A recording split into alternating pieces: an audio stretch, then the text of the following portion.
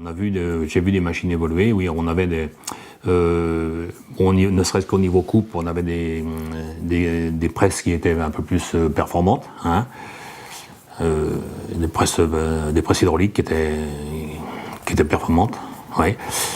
Au niveau piqûre, alors là c'est là qu'il y a eu beaucoup d'évolution. Il y avait les machines coupe-fil automatique, c'est-à-dire que chaque machine, on avait avec le système de pédale et on appuyait un coin derrière, ça levait l'aiguille et ça coupait le fil automatiquement. Le fil, il n'y avait pas besoin de ciseaux pour couper le fil, hein.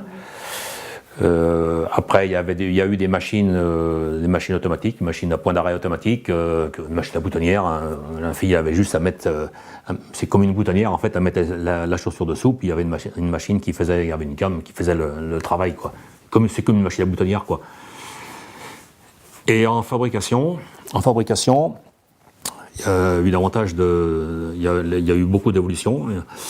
Moi, j'ai connu la fabrication Goodyear où on faisait l'assemblage de la tige qu'on mettait la tige sur forme, voilà, avec des semences, hein.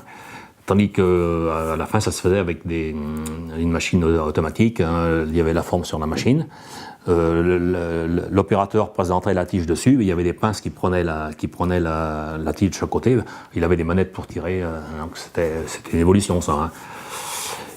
Et après, ensuite, il y avait des machines à carder au lieu de carder d'allemand, il y avait une machine à carder automatique, hein. Donc la machine on mettait la chaussure sur une bougie, sur la forme sur une bougie. Une bougie, c'est une pièce métallique en ferraille. Et la carte tournait autour de la chaussure, quoi. Enfin, il y avait des réglages à faire, bien sûr, mais c'était pas la force des bras, hein. C'est les principales évolutions que j'ai vues. Alors après, ensuite, quand j'ai travaillé chez RAM, on a quand même vu une évolution qui était importante. Là, je travaillais au bureau d'études, c'était différent, mais c'était quand même important aussi. Tout le travail tout